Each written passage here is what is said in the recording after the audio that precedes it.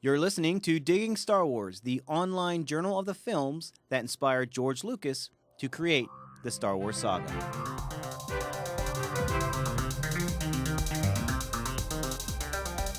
Hello and welcome to Digging Star Wars. I'm so excited because today we're going to talk about Lawrence of Arabia and one of my favorite directors, Mr. David Lean, and the connection to Lawrence of Arabia to Attack of the Clones. I have our guest, Mr. Peter Fay, anxiously awaiting to share all his juicy tidbits of information regarding Lawrence of Arabia. And just to give you some background on Mr. Fay, a longtime friend of mine who is also a Temple University graduate from the radio, TV, film department, the arch rival of University of the Arts, I might add.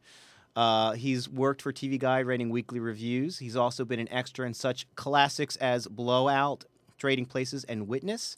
And most importantly, he is the creator of Soundtracks, a podcast that is a celebration of movies and movie music. And you can listen to Reel 24 of Soundtracks on YouTube right now if you search Soundtracks Reel 24. It's an awesome podcast and certainly inspired me to get up off my arse and get things moving for Digging Star Wars. Well, thank you, Chris Mitch. What makes Lawrence of Arabia so great? And I'm really happy to be able to talk a little bit about Lawrence of Arabia because it's a film that has a lot of personal meaning for me.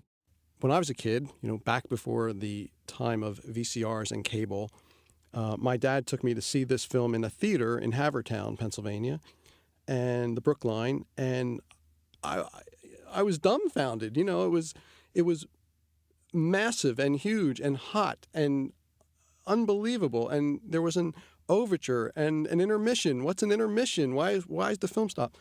So it was an early exposure to kind of, even then in like maybe 1970, 71, a dying part of filmdom. The film itself won 7 Academy Awards. It was nominated for 10. This is 1962. Best Picture, Best Director, Best Art Direction, Best Cinematography, the great Freddie Young. Best Musical Score, Substantially Original, Maurice Jarre, as Mr. Spielberg says it. I always thought it was Jarre. I don't know. Best Sound, John Cox, and Best Film Editing, Anne V. Coates. And I left her for last because I think it's significant that in this film there is not a woman with a speaking line, and yet it is cut so wonderfully by Anne Coates, who, just in case you don't know who she is, here's some of the other films that she cut. The Horse's Mouth, the only film that Alec Guinness ever wrote, by the way. Tunes of Glory, also starring Alec Guinness. The Eagle Has Landed, one of my childhood favorites. Ragtime, and The Elephant Man, among many others. Wow. For the first 6 months of shooting, David Lean did not see 1 foot of the rushes. And according to Freddie Young, at the end of every day's work, the exposed film was loaded into cans and flown to Amman to catch a regular flight to London. And it was essential that the film was carried in an air-conditioned passenger section of the aircraft and not sent as freight. So it was not, subject to varying temperatures and extremes. And when they were on the set, as they did with all their perishable food, they kept the film stock in portable refrigerators, and they would take it out and just let it thaw until it was ready to use. Now, this was 70 millimeter film, so huge and not cheap. So, what faith to shoot these scenes and send them away and only have 2 words back saying, yeah, the rushes are okay. And amazing given the result. A couple other things I can tell you about it. It was an influential film, and I asked myself, okay, why? I know everyone knows about it. It won a lot of awards, but one thing that I learned was that it literally was filmed in a part of the world that had never appeared on film before. Wow. So, people were seeing many of the actual locations for the first time, and of course that presented just challenges that they could never envision. Mm-hmm. How to move the cameras, how to keep the flies away from the screen. There were flies everywhere, and they just had guys standing with water bottles around the cameras, spraying all the time. Yeah, it was 115 to 125 or 135 degrees. Yeah, I read one thing was 130, and they said even the locals were wilting in that heat. Right. They don't know why they were out in it. and they showed this world, part of the world that had never been seen by people. So when a high school guy named Steven Spielberg is going to the movies in Phoenix, Right. he immediately identifies with the desert, and especially when Lawrence it describes the desert as clean, Yeah, which is great. beautiful and clean.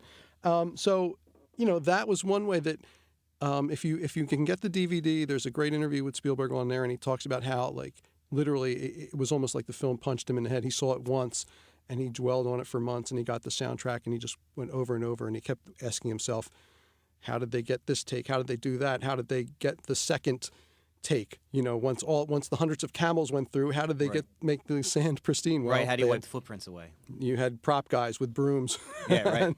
Yeah, it's just fascinating. I think that's important too, and I know this sounds like the cranky old film professor, but when younger people are watching this movie, they need to constantly remind themselves this is a pre-CG world.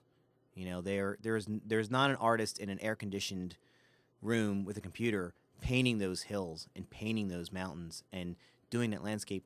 And that was also, not the railroad commentary here, but that was something too that watching it again, I'm like, my God, besides being a master of the straight cut, the film is just so well laid out and staged. He was willing to sit on a long shot for forever, and it did not take away the emotional impact.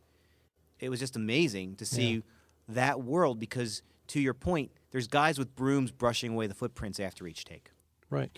And one of those shots, and probably one of the most famous shots and Spielberg talks about it, is the camels coming through the desert, and it looks like they're walking on air. Yes. It looks now like a CGI shot, but it's real. And not only is it a world before CGI, Chris, it's a world before the international companies that ship packages overnight. It was a world before cell phones. It was a world before pretty much everything. So, Freddie Young when he was in Hollywood trying to figure out working with Panavision to decide what he needed, he said he would lay in bed at night and worry, like, what am I forgetting? What am I going to need when I'm in the desert? So, it's not like you could pick up the phone that's by your side and have it there the very next day. Right. It wasn't happening. So it's a film that took influence from one of our great directors, John Ford. Lean supposedly watched The Searchers before this to try to figure out some things. And indeed, there's one or two shots that echo The Searchers, just as there are shots in Lawrence that pop up later in the Star Wars series. Obviously, George Lucas was influenced by this, Sam Peckinpah, Scorsese, all these guys, and Spielberg, who summarizes his assessment of the film as a miracle. It truly is a miracle. And I was reading a short review about David Lean's work, how Lawrence was truly a turning point, because up to then it was more personal drama pictures, and it was more tight quarter shooting, and talk about pinning the needle the other way. I mean, he went from great expectations and stuff like that to miles across the desert, shooting two camels, meeting up after they've been through hell and back, and it really was a segue. Yeah, and don't forget that Lean and his producer Sam Spiegel, this was the first film they made after Bridge on the River Kwai. I think it's just obviously it's an amazing film, and not to kind of rehash what you said, but I have a similar experience. I was introduced to Lawrence of Arabia via my father, and I think that's something that their generation just wants, to be remembered. They want it to be a film. They want it to be a film that is remembered, and much like a lot of the I know our generation gets a lot of poked fun at for it, but like we're kind of forcing it on our Star Wars on our kids. Like we don't want it to get lost, and Yeah. I mean, Lucas is making sure, and his marketing team is making sure we don't forget. That being said, so what's the connection to Attack of the Clones? Well, there's a real obvious common thread. Once you hear about it, I know when I first saw it and heard about it, I was like, I cannot believe I didn't initially pick up on that. And it has to do with a location.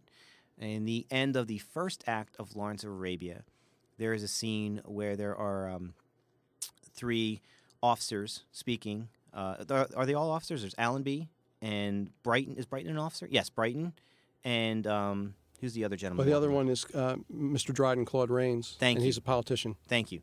And they have just met with Lawrence, and Lawrence has made kind of a list of demands. Like if he's going to carry on the campaign, he needs these things to go back and help the Arabs. And they all agree to it. And then they walk away, and they walk down this beautiful corridor with columns, and the viewer is allowed into this world that Lawrence and the common soldier is not, where you hear the politician and the men in power discuss what they're actually going to do. Are you actually going to give him all that stuff? He's asking for ammo and weapons and all kinds of crazy stuff, and they're like, no, we're going to give him what we can give him, and that's it.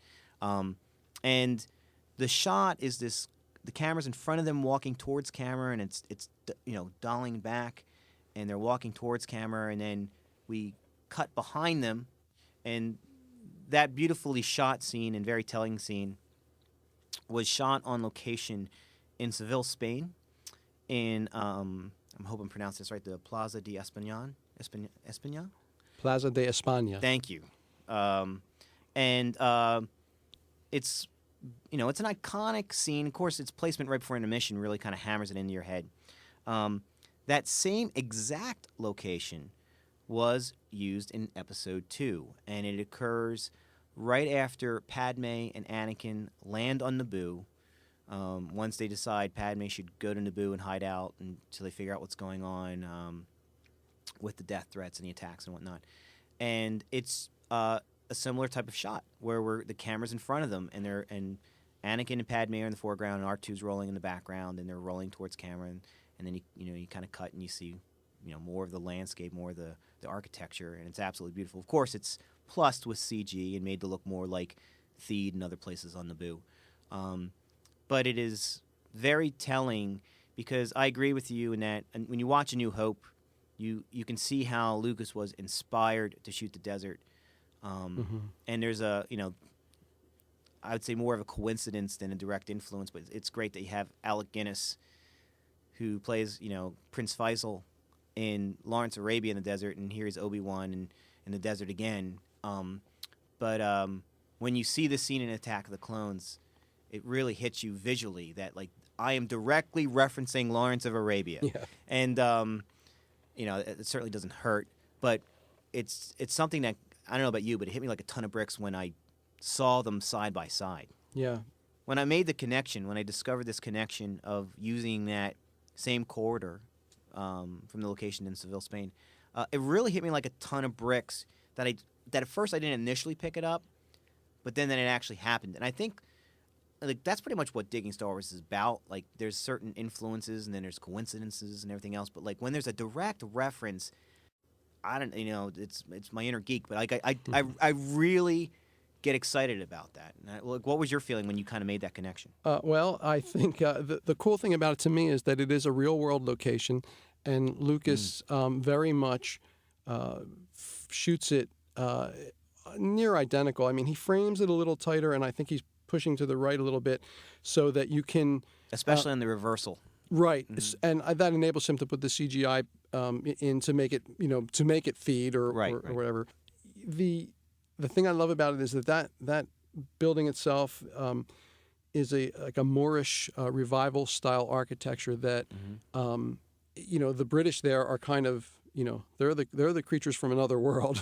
Yes. In that, and then you've got Lucas putting it actually on another world and adding his little touches to make it less world earthly, I guess. Right. But it's a beautiful little touch, and I think it's so nice that it's straight ahead that anyone, hopefully someone, people who are much younger than us will see these films before they see Lawrence of Arabia, but when they see it they can go, I know that place, I know that shot. And I love that. And there's other little things that I think are going on in that scene, and I may be inventing a little bit here, but I don't know. You had spoken about how Allenby in the scene right prior to that, he's promising the world. He's promising the world to Lawrence, and though it's a committal, it's a non-committal. Like he's walking around the courtyard, he's picking up drinks, he's putting his coat on, he's adjusting furniture, and Lawrence is like, and I'll need this. Yeah. Yes, you'll have it, and I'll need this. It's actually not to jump Lucasfilms here. It's a lot like the scene in Last Crusade, where he's like, "You'll have this, and you'll have tanks." It's like almost the opposite of that. Like the one guy's like giving him the world, and then Donovan's just like, "Great, thanks," Yeah. you know, and all that. And it's got that feel of like, Lawrence is so like now that they're committing, Lawrence is desperate to get the supplies he needs, and I think you kind of read Lawrence expected a bigger fight, not a blanket. Sure, yeah, whatever you want. You want that too? Okay, great. Right, because I think it's at about that time in the film that they're not outright questioning his allegiance, but he's gone away a Brit and he's come back. Yeah, they're wondering if he's gone native. Yeah, and to think of all the crap they gave Lawrence when he entered the British building, the British officers' bar, about getting a glass of iced tea for him and his Arab friend who just came through hell. Like they just came through the desert. Like getting a glass of iced tea was difficult, and now he's talking to the head honcho and he's asking for, a militia. And he's shocked how easy it is. I thought there was a little similarity too in the slightly absent way Anakin is. Padme's going on and on about, the Queen asked me, how can I say no, blah, blah, blah. And he's kind of like, oh, yeah, well, they need you. They deserve you, blah, blah, blah. And all the while, I just think he's thinking about that leather teddy. Because he hasn't seen it yet, but he's a Jedi. He probably willed her to wear it. I agree with the conversation because, we obviously talked about that scene prior to doing the podcast together. And, like Anakin, he's just thinking about her. He's not, he could care less. Well, I mean, it's arguable whether he really cares about the politics or not. But what that conversation is, again, they're talking about they wanted Padme to serve a second term as queen and how they're going to alter whatever the Constitution or whatever they call it on Naboo. This is purely just a sweet little irony, but that building that was the building in Lawrence of Arabia and also in Attack of Clones is like a civil service building now. Like it's used for like the local township and whatnot. So it just kind of added like another kind of hidden layer of like, oh, it's really cool. Like that they're having that type of conversation in that building because where else would you have a conversation like that but on the steps of the courthouse or the steps of the City Hall, and that's what that building is, and that's what's great. It's kind of like that buried history that Star Wars has, where they don't have to hang a sign on everything explaining what it is. It's just a characteristic, and it has that feel, and that's what's kind of cool about using that location, in addition to the nod to Lawrence. Yeah, and I think the one thing that occurred to me while researching all this, and it's simple math, but Lawrence was only 15 years before Episode 4, Star Wars. It's astounding. So, if you look at the Episode 4 as sort of a revival of the serial and all things that were, great about going to the movies in the 40s, 30s, whatever, it's not that long before, but yet here he is, he's paying homage to it in a well, I'm talking about Episode 4 now. I know this is not Episode 2. Yeah. But, it didn't predate it by that much, and just how much of an impact it had on, that film was made, the studio system was still there, but by the end of that decade, it wasn't really. But these guys, the young bucks, they knew a good film when they saw it and borrowed from it. Yeah, no, I mean, if you're going to steal from something good, right? All right. Well, the what's great about this direct connection to to the two films was that it's like it kind of like is a gimme. Like, okay, this is great. We can wrap an episode around it. But then when you look at Lawrence, I know both of us kind of discovered other things in it, and I'm just going to dive into just the two things that I found very interesting, and they're more on a thematic scale and a larger picture scale, and one's kind of like maybe Chris, maybe not.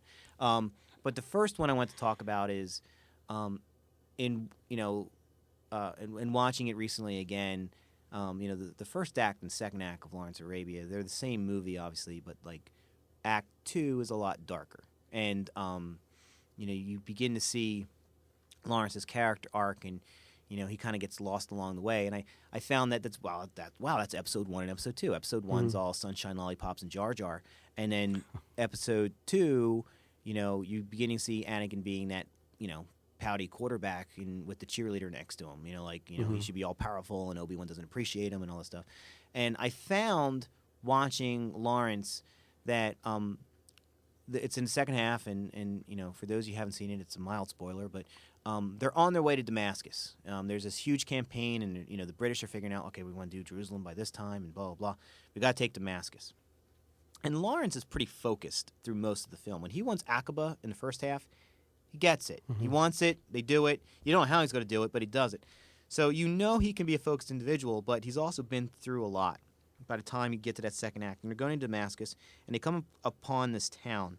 And I want to say that the town's called McGrill. I'm not sure. Do you know what the town's called? Or I do not. Like one of the riders that are with them, it's their village. Okay. All right. Well, is it Pensauken? No. No. But when you're watching a movie, like you've got this unlikely band together because you have like the core Arab people that were with Lawrence in the beginning, and he's convinced them that this is their fight, and that they're going to gain their independence through this fight. And then there's another gang of these guys, and these desert dwellers, and they're really painted as kind of like brigands, and they're bad, but we need them because they're head count. And they come across this village that has just been decimated by the Turks. I mean, you see bodies strewn here and there, and it's smoke still billowing from the burning of the homes and whatnot, and it's just horrible. And someone that's one of these less than noble riders charges, and they start this attack, and Omar Sharif's there, and he's just like, Damascus, Lawrence, Damascus, let's stay focused. And of course they cannot hold back this tidal wave of human emotion, and it turns into this bloodbath. Both sides. The Turks are there, and and then Lawrence's men are there, and there's this huge fight, and you're seeing a lot of people dying by the sword and whatever. And Lawrence, in the midst of it, gets off his camel, and he's shooting people with a gun. He's using his dagger, like he's starting to get covered in blood, and it's that turn. Like you've already kind of. The audience is now along with the ride with like Allenby and those guys. Like, did we lose this guy? But when you see this scene, you really start to understand, like, oh man, he's past the point of no return. Like he doesn't even know what he's fighting for anymore, and he's submersed in this violent world. It's a lot longer than the scene I'm going to refer to in Attack of the Clones, but it had a similar feel when Anakin was in a Tusken camp. He goes in a Tusken camp, and he wants to rescue his mom. And, of course, we know how the scene plays out. He gets there for her to see him, and she dies before he can rescue her. Not only that, but she dies while trying to tell him that she loves him. And, of course, Anakin goes psycho, and then he starts taking out the Tusken Raiders. And, of course, we learn later in a conversation with Padme after the fact that he slaughtered men, women, and children. So it's a scene, like, as far as the way it was shot and whatever, there's no really direct nod, but you definitely get the thematic turning point sense. I felt it was very similar. Yeah, and I don't think Anakin seems slightly troubled by it, but more interested in the revenge. Whereas I remember, I believe it's toward the end of the first act, maybe early in the second, after he comes through the desert, Lawrence sort of confesses that he's killed two people. One, I can't remember. I think it was the quicksand was probably accidental. And then he kills. He shot Gassim. He shoots him, and he's troubled by the fact not that he killed him, but that he enjoyed it. Right, and that's something that I would even debate that, because when you watch that execution scene, which is the way that scene is shot is brilliant, because you don't see the person being shot, you just see Lawrence, and he's shooting all over. It's like he's shooting a dog. Like he's shooting all over the place. It's very troubling, and you don't see instant gratification in that scene, but when he shares that when he gets back to the British HQ, you kind of feel like, my God, he's had days going through the desert to think about this. Yeah. And maybe that's where he developed the sense of I did what I had to do. That's interesting. So one of the other things I thought was interesting, and this is the reason you're here, Peter, is to call me on the carpet on this if this is pushing it. First act of Lawrence Arabia. He has to go back to British HQ, right? So he takes his two servant boys, the Arab boys, and they go through the desert. And as you've mentioned, the one, they try to save him, but he dies via quicksand. So they get to British HQ, and the guard greets him up at the front, and he kind of warns Lawrence not to take the Arab boy in with him. Okay. Right. So they go. In course, Lawrence is in his Your Arab droids. dress. We don't want droids in here. No, I'm not going there. No. But like he's getting his Arab dress, and the boy, of course, they both look like crap. They've just been through the desert. Right. So they go in and they pass a desk in this like atrium on their way to like the officer's bar or whatever you want to call it. And the one at the desk says to the boy, I don't know the exact line, but I do know this word. He calls him Mustafa. Like, where do you think you're going? And that's Mustafa. It's also sometimes spelled PH. But he calls him this, and, Lawrence is the whole, like, he's with me. And there's that little argument, and it goes on. Yeah. And when I heard it, I was like, what? It sounded so much like Mustafar, I almost jumped out of my seat. So, of course, I rewound it. I put the subtitles on, and I paused it. And I spelled it, and then I went and looked up. And, I thought, like, well, maybe this is just pushing it, But when you look up the meaning of Mustafa, what this British person called the Arab boy, Mustafa means chosen. Huh. Not only that, it's a relatively unpopular Arabic name. Okay. And I thought, oh my gosh, like they just went through hell, and they've gotten here and he's being called this. And it reminded me, well, not reminded me, but it was like, that's what Mustafar is. Mustafar is hell. Anakin has to, the chosen one has to go through hell and then blah, blah, blah. So. That's some good sleuthing, my friend. Luke is, he's an anthropology guy. So like I can see him really digging deep and like, that's perfect to name that See planet. what you did there. Yeah.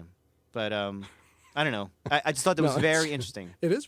That's very interesting. I like that. I never thought to look that up. Yeah, well, there you go. I looked up some other things, though, Chris. All right, well, let's talk about it. Well, these are just some little tidbits that we'd like to share. There was originally a play in London called Ross, which was one of the pseudonyms that Lawrence went by. He had many pseudonyms in his real life. And it ran in 1960-61. And do you know who played Ross? No. Alec Guinness. Ah. There you go. And in the Young Indiana Jones Chronicles, I know of which you are a huge fan, Lawrence is portrayed as being a lifelong friend of Indy and appears in a couple episodes. Yeah, he goes by Ned. That's pretty cool. You had mentioned the scene where Lawrence comes through with the boy to get the lemonade. Yes. Somewhere around there's a scene where Allenby and Lawrence are conferring in the courtyard. There's a guy smoking a pipe. Right. And that's screenwriter Robert Bolt. Oh, cool. And then the other one, I know, Chris and I are the only people that like this stuff. In the scene when Lawrence is at the Suez Canal, there's an off-camera voice that says, "Who are you?" And it's David Lean. Oh, wow, that's really cool. And my final and well, what's the connection to Young Indy? Just the fact that Ned Lawrence is in it. Just the fact that the character of Lawrence, played a pivotal role. I mean, he's in the Palestine, October 1917, and Paris, May 1919 episodes. Right. Daredevils of the Desert, and I forget the other. Curse of the Jackal. Yes, he is because he's on the dig in Egypt. Right. Yes. And then the one thing, and this isn't related to episode 2, but I thought this was pretty cool. There's a gentleman named Charles E. Parker, and Mr. Parker was a makeup artist on Lawrence of Arabia. And he also, according to IMDb, did uncredited work on the cantina scene in A New Hope. Wow. And he passed away in 1977. Wow. But I just thought, that was pretty cool. Yeah, that's digging deep. Well, I did it for you, Arance. Yeah. That's pretty awesome. Well, and this goes into like, wow, really subterranean levels of digging, but I've mentioned to you before, I'm really enjoying a book I picked up in my travels in the last summer, 2010, called Hollywood Anecdotes, and it's by Peter Hay, not to be confused with Peter Fay. Right. But they have all these little quotes and tidbits about Hollywood and whatnot, and I thought it was very interesting because everyone's familiar with the Harrison Ford quote about George Lucas's screenwriting. Like, George, you can type this shit, but you can't say it, which is great. But to that effect, in Peter Hay's book, it also mentions Mark Hamill said, "It's not no coward, let's face it." And I thought, that's interesting. there's so many names in my head, I can't remember things. Why do I know that name besides Noel Coward being obviously a very famous playwright and whatnot? Why it was in my head and why it came up now is that David Lean's first chance at directing, he co-directed a film called In Which We Serve. And who did he co-direct it with? Noel Coward? Noel Coward. Wow. So I thought, wow, like how cool is that like I'm stumbling across this point just as we're prepping for this. That is pretty wild. I knew he appeared in some films and wrote songs, and I didn't know that he directed. Yeah, That's yeah. pretty I don't cool. think he did. I don't think he directed very much. Yeah. And I think it's interesting that a writer of his skill was paired with David Lean, who would become David Lean. You know what I mean? Like, Right. you know, I mean, he's the director's director. So, Yeah, that's awesome. I know you stumbled across some other things with the connection between Lawrence of Arabia and Attack of Clones. Why don't you talk about them now? Well, I did, and it's, as you know, I do a little podcast called Soundtracks that's tens of people have heard, and I've listened to every episode twice. and thank you, and you know, if you think of Lawrence of Arabia, the score, Maurice Jarre, at the time he was not very well known, and he was actually the third choice to do the score. He had 6 weeks to create and record 2 hours of symphonic music. And he ultimately won the Academy Award for it. But more than that, it's become this iconic score.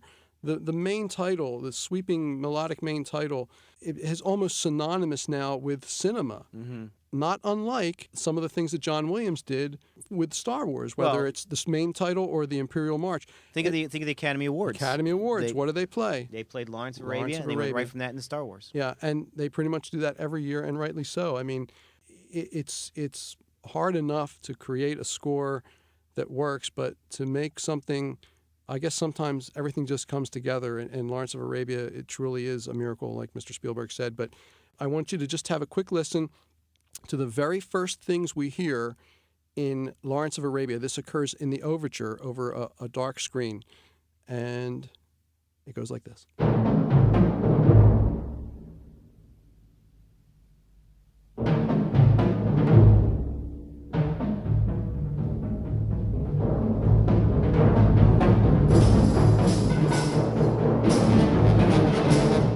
Okay, so those are some very ominous tribal drums.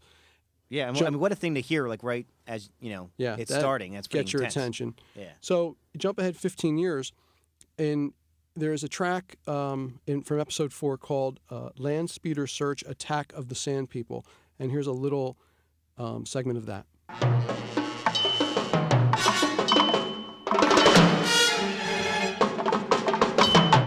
Now, Wow. I Yes. think, I'm not saying Mr. Williams needs no help from anyone composing wonderful Yeah, scores, but he it borrows makes too. sense. It Yeah. makes sense that, if this film is inspired in certain ways by Lawrence or whatever, that the music should draw from that as well. And again, keep in mind, 15 years before, Yeah. Jarre created a definitive type of music for desert scenes. Absolutely. Almost now maybe to the point of cliche because it's done 60, 70 years later. Right. But, you can't argue with the sweeping melodies and the grandiose nature of it. It's just fantastic. In episode 2, which is what we were talking about here, Sure. I think there's a little bit more of this tribute, although oddly enough it occurs on Coruscant, and the track is Zam the Assassin.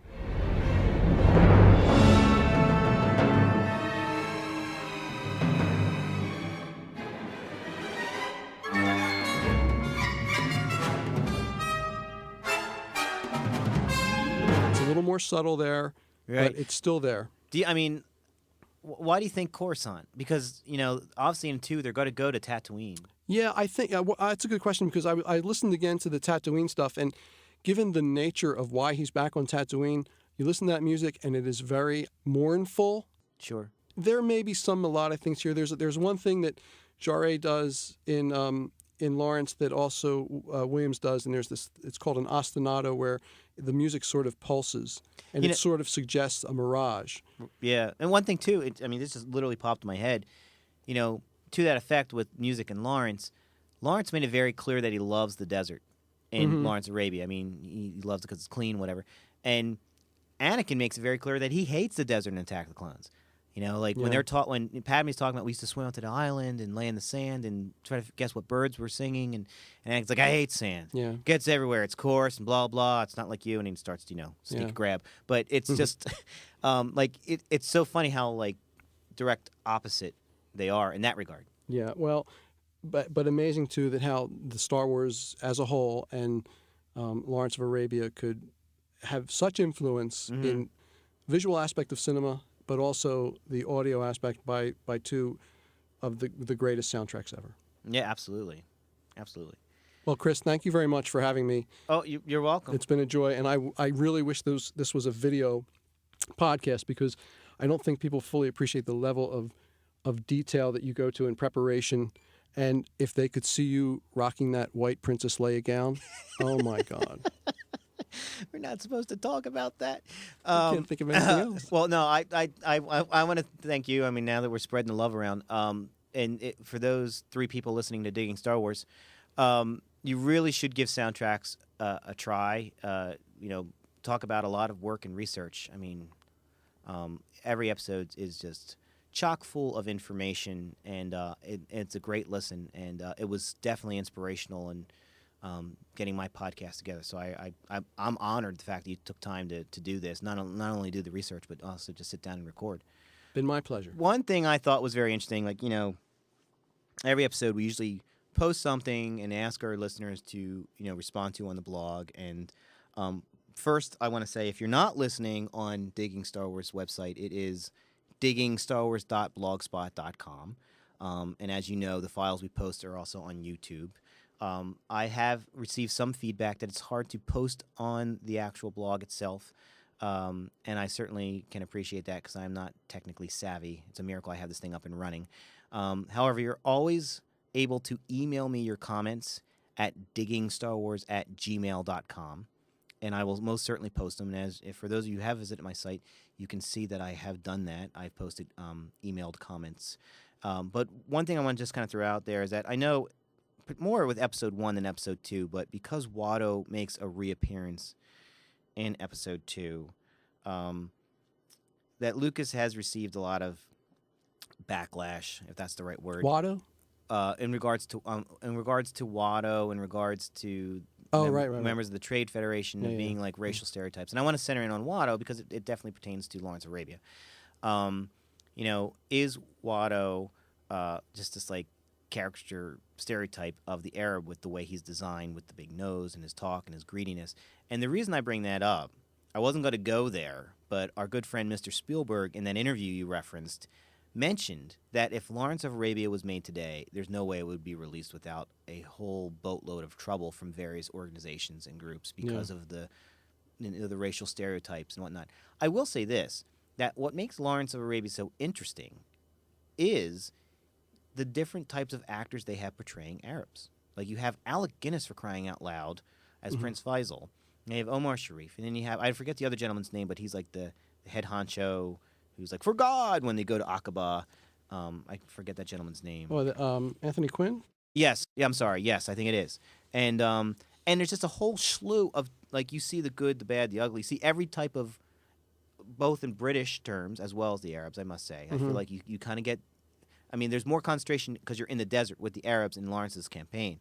But that was something that I wondered, I think the Watto thing's preposterous. Like, when I heard that, I thought, I can see the Jar Jar thing, and to a degree I can see the Trade Federation, like they're, greedy, there's some people said they were a representation of greedy Asian people.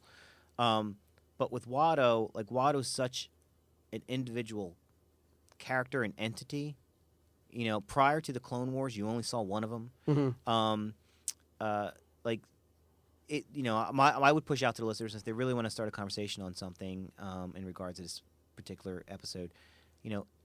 Is Watto carrying some type of stereotype? I mean, am I wrong in saying I think it's bogus? What are your thoughts?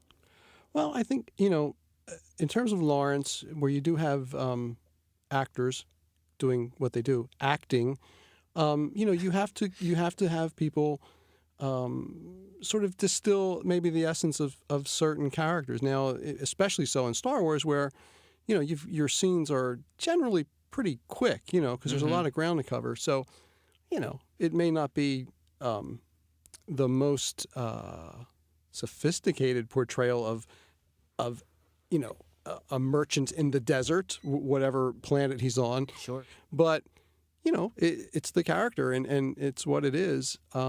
Lawrence, that's a larger than life film about a larger than life guy.